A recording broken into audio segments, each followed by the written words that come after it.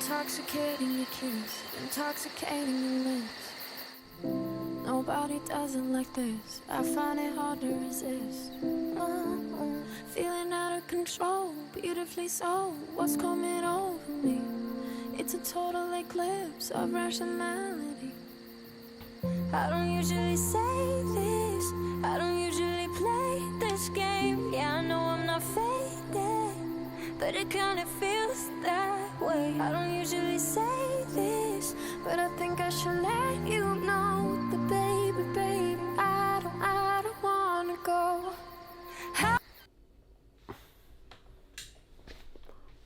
ตัวกับบุ้งว่าตัวสิดอกไฟนำมาให้ยัง ปิดดอกไฟก่อนซิงไมโครโฟน1 2 3 1 2 3มาเจอตัวอีกแล้วเนาะหลังจากที่บ่ได้โพสต์ไปประมาณ2 เดือนก็ย้อนว่าอย่างที่เฮาฮู้กันเนาะทุกอย่างในโลกเฮาตอนนี้ที่กำลังเกิดขึ้นก็คือเรื่องของโรคระบาดโควิด19ที่เฮากำลังที่เฮาฮู้จักกันนี่แหละเนาะก็คืออยู่ต่างประเทศตัวใช้ชีวิตจังไดก็คือคลิปที่เห็นก่อนหน้านี้แม่นห้องใหม่ที่ตัวมาอยู่นะตัวได้มาอยู่ห้องนี้ตั้งแต่ตัวมาฮอตใหม่ๆก็คือประมาณ2 เดือนก่อนแล้วก็เป็น2 เดือนก่อนที่ตัวโพสต์คลิปล่าสุดที่ได้ยอดวิวประมาณ 6,000 ปลายกว่าวิวเนาะก็เป็นสิ่งที่ภูมิใจหลายที่ได้วิวฮอตนั้นถึงว่าสิดีใจหลายปานใดก็บ่ได้โพสต์คลิป2 เดือนหลังจากนั้นเนาะก็ย้อนเรื่องนี้ตัวเองก็อุกใจเนาะคิดว่าตัวเองอาจจะติดโรคนำเขาแล้วก็เลยแบบพยายามรักษาตัวเองบ่เฮ็ดหยังปานใดแต่ช่วงนั้นก็เครียดเนาะมีโรคเครียดโรคอีหยังเข้ามาก็เลยให้ตัวเองบ่มีกำลังใจเฮ็ดวิดีโอต่อแต่ว่าช่วงนี้รู้สึกทุกอย่างก็เริ่มดีขึ้นตัวเองทั้งสภาพร่างกายจิตใจรู้สึกดีขึ้นแล้วก็อยากเฮ็ดแล้วก็โตคิดว่ามันน่าจะเป็นเวลาที่เหมาะสมที่จะมาเฮ็ดวิดีโอเพราะว่าหลายๆคนอยู่เฮือนก็น่าจะอยากหาแนวเบิ่งเนาะถึงว่าวิดีโอของตัวอาจจะบ่ได้แบบมีความเอนเตอร์เทนขนาดนั้นแต่ก็หวังว่าสิช่วยฆ่าเวลาของคนบางกลุ่มได้เนาะสิ่งที่ตัวกำลังอยากบอกว่าสถานการณ์ของการเป็นอยู่ของตัวอยู่นี้เป็นจังไดชีวิตเปลี่ยนแปลงไปหลายปานใดแล้วก็อยู่ลาวเฮาเนาะตัวก็อยากมีเรื่องอยากเว้าหาเกี่ยวกับปัญหาอยู่บ้านเฮาคือกันเนาะตัวเองก็บ่ค่อยรู้หยังหลายแต่ก็พอมีถามหมู่ถามครูมาเล็กๆน้อยๆเนาะชีวิตตัวเปลี่ยนไปหลายจังปานใดอยู่ออสเตรเลียในฐานะที่ตัวเป็นนักเรียน international ก็คือนักเรียนต่างชาติเนาะที่มาอยู่ในประเทศเขาล่าสุดมันนายกออกมาประกาศว่าถ้าไผที่กะว่าอยู่บ่ไหวก็ให้กลับไปก่อนที่เขาเว้านั้นย้อนว่าบางคนตกเวียกแล้วบ่มีเงินอยู่เนาะก็เขารัฐบาลบ่ค่อยช่วยเหลือง่ายๆเขาก็เลยแนะนำให้กลับไปก่อนถ้าไผคิดว่าบ่มีเงินพอที่จะอยู่ถ้าบ่มีเวียกเฮ็ดก็คือตัวเองทุกมื้อนี่ก็ยังมีเวียกอยู่เนาะโชคดีอย่างนึงก็คือตัวเฮ็ดเวียกอยู่ร้านอาหารจนฮอดเดี๋ยวนี้เนาะก็คือวันที่11เดือน4ปี2020เนาะเขายังให้ร้านอาหารเปิดปกติแต่แค่บ่ให้คนมานั่งกินในเนาะก็คือให้สั่งกลับบ้านหรือสั่ง delivery เท่านั้นเนาะตัวว่าง่ายก็ยังบ่เสียเวียกก็ยังเฮ็ดเวียกปกติอยู่ก็ค่อนข้างใช้ชีวิตปกติแต่ว่าที่บ่ปกติก็คือออกไปไสบ่ค่อยได้เนาะก็คือถ้าเขาบอกว่าถ้าแต่ละคนอยากออกจากบ้านแม่นต้องให้มีเหตุผลอีหยังสำคัญที่จำเป็นแบบออกไปซื้อของกินออกไปหาหมอออกไปอย่างต่างๆแต่ว่าต้องมีเหตุผลที่ดีนะถ้าบ่มีเหตุผลเลยขี่รถออกไปหาหมู่หาหยังบ่ได้เนาะไปเฮือนญาติพี่น้องหยังบ่ได้เพราะว่าอันนั้นแม่นสิ่งที่บ่จำเป็นโดยเฉพาะช่วงนี้มันเป็นช่วงอีสเตอร์เนาะออสเตรเลียอีสเตอร์มันช่วงที่เขาถ้าใครจื้อได้มันประมาณปีก่อนหรือ2 ปีก่อนว่าบ่แน่ใจตัวเฮ็ดคลิปตัวไปเที่ยวบุญอีสเตอร์เนาะก็เป็นคลิปที่ก็บ่ต้องไปเบิ่งมันดอกแต่คิดว่างานที่ตัวไปปีก่อนมันก็ถูกยกเลิกเนาะปีนี้ก็ถือว่าบ่มีงานอิหยังก็เป็นอีหยังที่น่าเสียดายเพราะว่างานนั้นเป็นงานที่แบบคนตัวรู้สึกว่าคนอยู่นี่มักหลายถึงว่าส่วนตัวเองก็รู้สึกคืองานบุญวัดบ้านเฮาบ่ต่างกันบุญบ้านเฮาคักคนซับบางทีอาหารแซ่บก่อนแล้วก็เรื่องที่2ที่ตัวอยากเว้าก็คือความสำคัญเนาะที่คนเขาเจ้าให้ความสำคัญเกี่ยวกับเรื่องนี้ปานใดคนอยู่ในอันนี้โตส่วนหลายที่โตเห็นก็คือคนยังบ่ให้ความสำคัญปานใดก็คือเขาบ่ค่อยป้องกันปานใดคือบ้านเฮาส่วนหลายมันใส่หน้ากากกันแทบจะทั่วเมืองทั่วแต่อยู่นี้คนส่วนหลายก็บ่ค่อยใส่หน้ากากเนาะคือตัวเองก็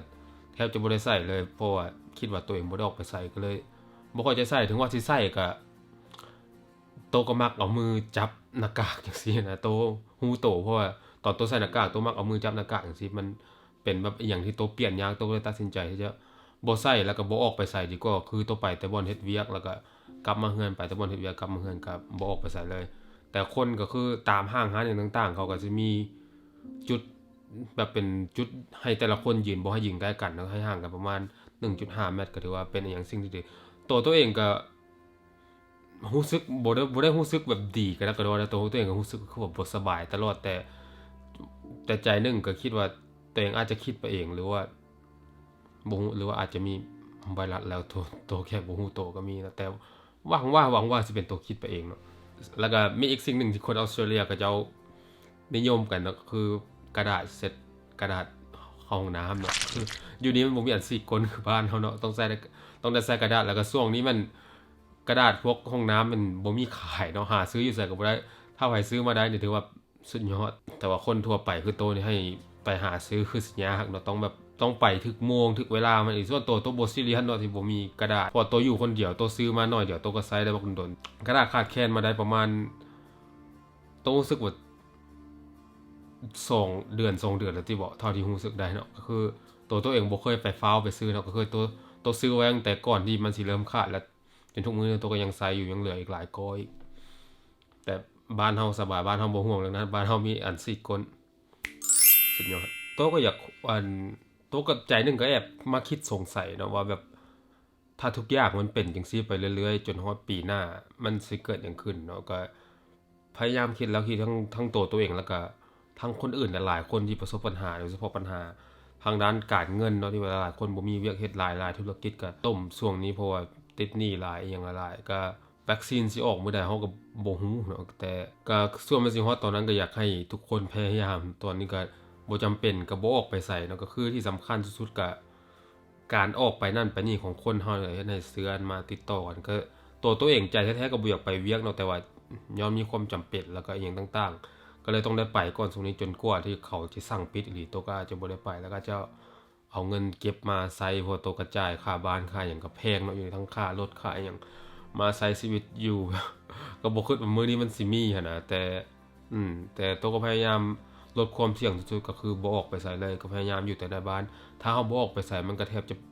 มันโอกาสที่เราสิติดมันก็บ่มีแล้วอันนี้บ่ได้เว้าว่าแต่ตัวเองบ่ออกเนาะก็ต้องเบิ่งคนในเรือนเบิ่งคนหยังว่าเขาออกไปไสมาจังได๋ก็เป็นไปได้ก็บ่ต้องออกนะเพราะว่าไวรัสมันบ่มีขายหยังมาติดเฮาอยู่แล้วคนที่ไวรัสมันติดต่อกันได้ก็ย้อนคนเฮาไปติดต่อกันเองก็ถ้าเฮาเลี่ยงเรื่องนั้นได้ก็หวังไวรัสก็สิบ่ติดต่อไปก็มื้อใดมื้อหนึ่งอีหลีแล้วที่ไวรัสมันหายไป 100% อีหลีตัวยังคิดว่าบ่ฮู้ว่าให้โลกเฮาสิเป็นจังไดถึงตอนนั้นใจนึงก็คิดว่าทุกอย่างสิกลับมาเป็นคือเก่าหรือว่าทุกอย่างสิเป็นคือเก่าแต่ว่าเป็นคือเก่าในแบบที่บ่คือเก่าเข้าใจบ่ก็คือคนอาจจะจับมือกันน้อยลงคนอาจจะยืนห่างกันไปแบบนี้ก็คือทุกมื้อนี้ที่บ่อนเฮ็ดเวียกโตก็ต้องมีจุดให้ลูกค้ายืนแต่ละบ่อนก็คือบ่ให้ยืนใกล้กันก็บ่ฮู้ว่าในอนาคตต่อไปอาจจะเป็นจังซี่เลยหรือบ่จนกว่าวัคซีนมันสิออกมาเพราะว่าวัคซีนก็เป็นสิ่งที่คิดคนยากหลายเพราะว่ามันเป็นสิ่งที่ก็คือมันเป็นสิ่งที่ฉีดแล้วให้เฮ็ดให้ไวรัสบ่สามารถมาติดเฮาได้เลยเนาะก็มันเป็นอย่างที่ต้องใช้เวลาในการคิดค้นเท่าที่ตัวเองก็รวบรวมข้อมูลมาก็เท่าที่ฮู้ก็มีเท่านั้นตัวบ่แม่นหมอว่าหยังแต่คิดว่าสิ่งที่สิออกมาก่อนก็คือยาต้านมันเนาะแต่วัคซีนบ่ให้มันเป็นอีกนั้นอาจจะยังใช้เวลาเป็นหลายปีอยู่ตัวคิดว่าอาจจะปี2ปีเนาะทั่วโลกร่วมแรงร่วมใจตัวหวังว่าวิดีโอตัวนี้ก็คือสิให้ข้อมูลสำหรับบางคนแล้วก็อัปเดตชีวิตตัวเล็กๆน้อยๆก็มาอยู่ห้องใหม่ช่วงนี้ก็โดรนบ่ค่อยได้บิน ถ้าไผที่เบิ่งตัวย้อนเห็นตัวบินโดรนหรือว่าไปถ่ายนั้นถ่ายนี่ก็ช่วงนี้ออกมาบินโดรนก็บ่ได้เนาะโดรนเขาก็มันค่อนข้างผิดกฎหมายอยู่แล้วถ้าตำรวจมาเห็นตัวบินโดรนอยู่น้องอีกเจอดีแน่เนาะ